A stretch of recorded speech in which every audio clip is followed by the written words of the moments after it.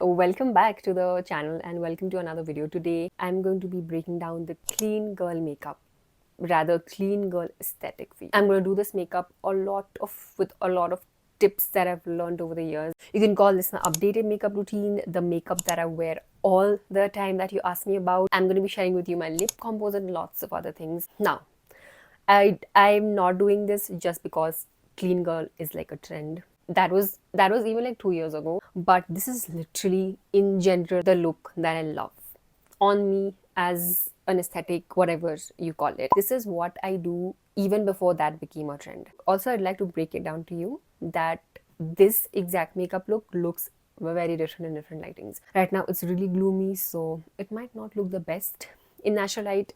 If I go outside and take a picture, it's going to look different. If I have an artificial light, it's going to look different. So there is a lot that goes behind to make a makeup look a certain way. I'm going to be doing the makeup, the hair, which I've struggled, which you will see in the video if you watch till the end. Outfits, jewelry, and my favorite scents and my favorite clean girl scents. This is no way a guide or anything. This is just my version. Without any further ado, let's get started. We are going to start with the most important step before even doing a makeup is skin prep.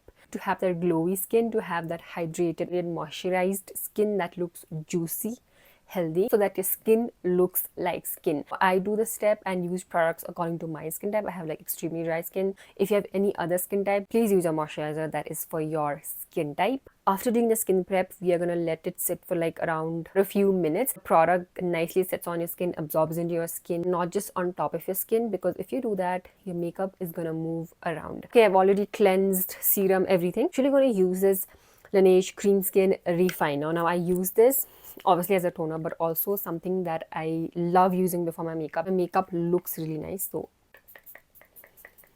if you have oily skin, you can definitely skip this step because that will be just overdoing it, but works for my skin type. Sometimes I also use the MAC Fix Plus. I only use this before I do my makeup, not as a setting spray, because the spray of this actually sucks. This moisturizer, use the Bioderma's Atoderm Creme. Now this is a very thick moisturizer. Like this is something that you can use on your face, on your body, and it has a very thick texture. I consider this as my winter moisturizer, but underneath makeup, even if I take this little, it moisturizes my skin and it makes it look so juicy. Make sure, this is also something that you need to make sure, use the right products that sit well underneath your makeup. Don't use a sunscreen that you know will pill on your skin. Your skin has to look like really well moisturized. If I'm going out, I will obviously use a sunscreen on top of this, but I'm going to skip that for now because I'm not going anywhere with this makeup on, so I'm going to skip sunscreen. But if you're going out, please do not skip sunscreen. Once I completely skipped my skin prep, I did not apply any kind of moisturizer, and I straight away did my makeup, and my makeup has never looked so horrible. That is the day when I realized skin prep is everything. Like, get that in your head. As much as skin prep is important, we also have to prep our lips. So I'm just going to put a nice hydrating lip balm. The next step is something like along the lines of a strobe cream, illuminating base, illuminating highlighter, sorts of. This is not something that I do all the time, but I'm gonna do it today. I'm using the e.l.f. Halo Glow Liquid Filter. I also use the MAC strobe cream. So you know, these kind of products. Not this only over here because I only want the extra glowy to be on my cheek area, not on my forehead, not anywhere else. And I mostly use my fingers only to blend my products. This just adds that extra glowiness, dewiness to your makeup. I have all of my makeup right here, so I'm gonna start with concealer. I mostly only use one concealer, which is this one. If I want a little bit more coverage, I'll go on with a second concealer. I do not use foundation. I think I've ditched foundation. If I want something more like on the rest of my face, I'll use a skin tint. I'll leave a few links on the skin tints that I like, but this is the one that I'm going to use today. This is the Smashbox Halo Glow. This is the only amount that I'm going to be using. What I love about this is it looks dark, but once you blend it, it just seamlessly blends with your skin. This is how my skin looks with the skin tint. Okay, I'm comfortable and okay with this much coverage. Now if you want more, you can go more. If you want less, you can go less. There is honestly no hard and fast rule how little that I use, and I'm aware it also depends on the skin that you have. I know that, I'm aware of that. and people are gonna tell me, and I know people are gonna tell me that, oh, you have great skin. Touch wood. I've taken this much, and I'm gonna use my, obviously, concealer, though you have to blend it with a tool. Best way to blend, I feel, is a beauty blender, and I feel like it's much faster. And this is literally the makeup look that I do in all of my videos that you see. Mostly use the same products I'm showing right now. Maybe I'll switch up the blush or the lipstick, but oh, I'm also going to share my favorite lip combos that you ask me all the time. It also depends on the products that you use together. So for example, this concealer and the skin tint goes and blends very beautifully with each other, because both of these have like very skin-like finish. It's very important to have like your go-to or your favorite products, you know. And that takes experiment. That takes a lot of trial and error. I've had my fair share. This is another concealer that I have, which I feel is very, very natural looking, but this one has a little bit more coverage. So this is a NYX Bear With Me concealer serum, and I feel this is very hydrating, and it has a pump, so I'm not really a fan of the packaging, which is why I don't use it too often. But this can also work as your all over skin tint foundation kind of a thing. Take a little bit. Itna bhi it covers a lot. Concealing today, so I'm just gonna add here. And another thing very important, can you see, it is not a very, very liquidy concealer. It's more like a thicker formula. Darkness around my mouth area, I know that I can use a color corrector and everything. Can you? That's blended, like that blended within 2 seconds. Me being me, I'm getting distracted because I'm seeing 100 different things at once. I can use a color corrector, but I'm lazy. That's the only explanation I have for it. It's fine. I don't mind a little bit darkness peeking through and everything. Blend till your arms fall off. I have obviously done much more than I would usually do. For the video, I'm just showing you a powder. Applying powder, if you have oily skin, you can use it on your whole face, but I'm just going to powder under my eyes and around my mouth. I know I have like concentrated my concealer. Wow, concentrated. I have gone overboard with the glowiness, which I mostly do. I know powder can help, and this is the best tool that you can ever get for your powder.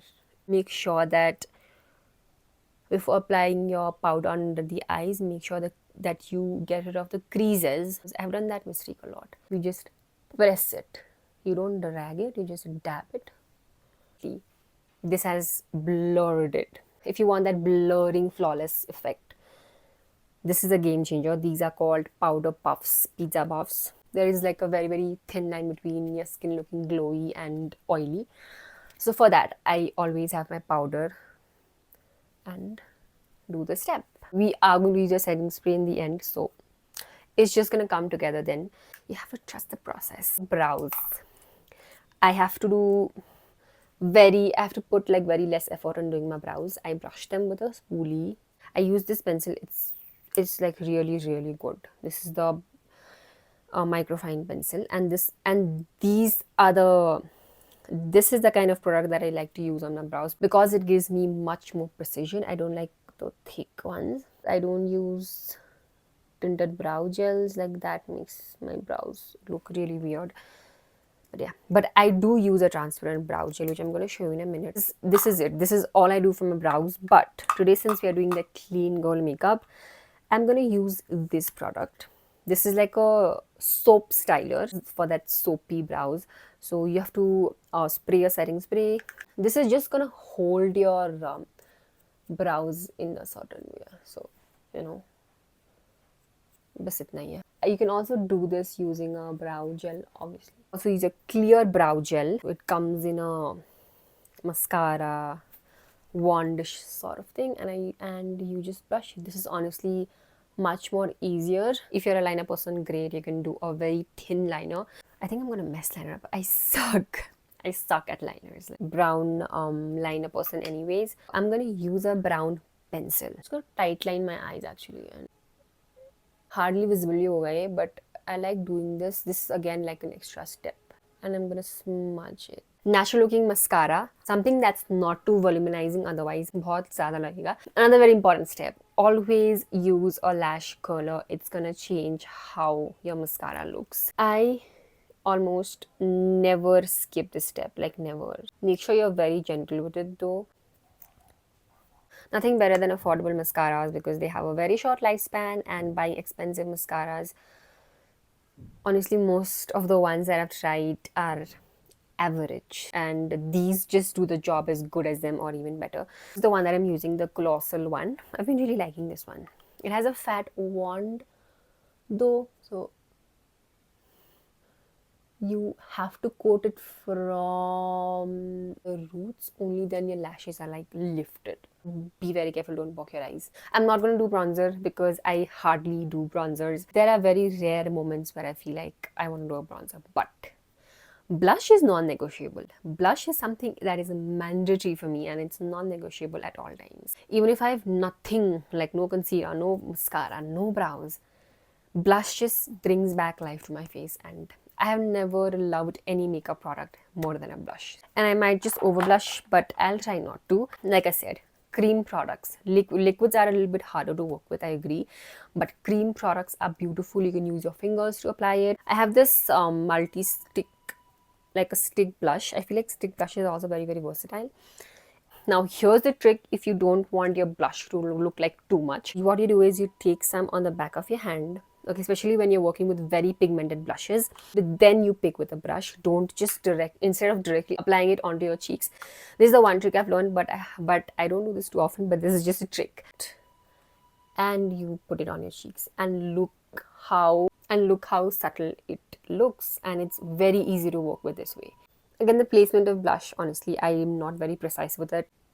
From the apple of my cheek, pull it upwards. Always take a little bit on my nose, like jitna bhi remaining hai. I take a little bit of the Rare Beauty blush also because this is also a lot for this blush. Okay, we are gonna work it out. Before doing my lips, I will always go with a setting spray. Any setting spray, but I use like, I make sure that it's like a dewy setting spray. Love this feeling. Nice lip liner and a clear gloss or a clear lip balm, and that is literally my go-to. 90% of the time, this is the lip combo that I'm wearing that you guys ask me all the time. I use a brown lip liner. Sick of talking about this already. Lip liners like glide beautifully when you have like a very nice moisturized lip, so prepping your lips also very important. Now I do overline my lips a little bit. Again, personal preference. I take my fingers and just blend the edges. Take a clear lip balm like this and just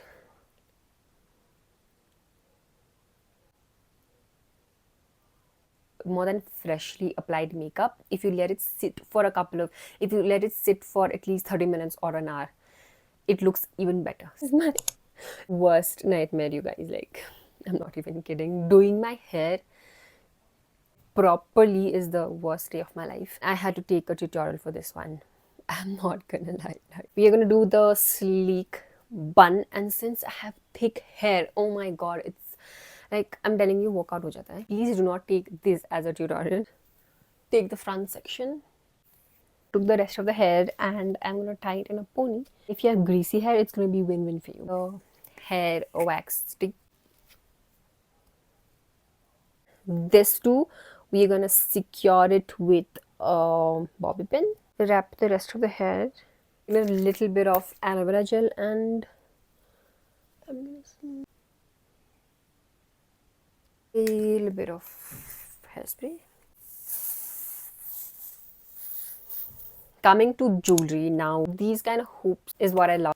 And jewelry video coming soon. Just are very, very close to your earlobe. It just hugs it. I'm gonna link these exact ones in the description box. I don't want to talk about outfit because that is very, very personal and subjective, obviously, but I am a neutral girly. Whites, beige, black. I mostly wear white. Now, before I end the video, let me share a few clean girl scents with me. I've also uploaded a shorts on this, but I'm just gonna quickly run through it. Like clothes, even perfumes and scents are very, very, very subjective, but I'm going to share with you some of my favorite clean scents. So the perfumes that I have is mostly clean, fresh, soapy scents. Obviously, there are days where I want to wear something a little bit musky, powdery, something really vanilla and all of that. That's going to be a separate video altogether. Number one clean scent, you can call this a clean girl scent altogether, is apple juice from Zara. This apple juice from Zara. This is another level of clean scent. Fruity apples scent. Like, it does smell like apples, but in a very, very nice and a very fresh way. It also smells a little bit soapy. I have another one. It smells like fresh linen sheets, like, that kind of a fresh scent, and I really like this one. This is the kind of scent that I would like to wear when I've just come out of a shower. Another all-time, this comes in my top 3 easily.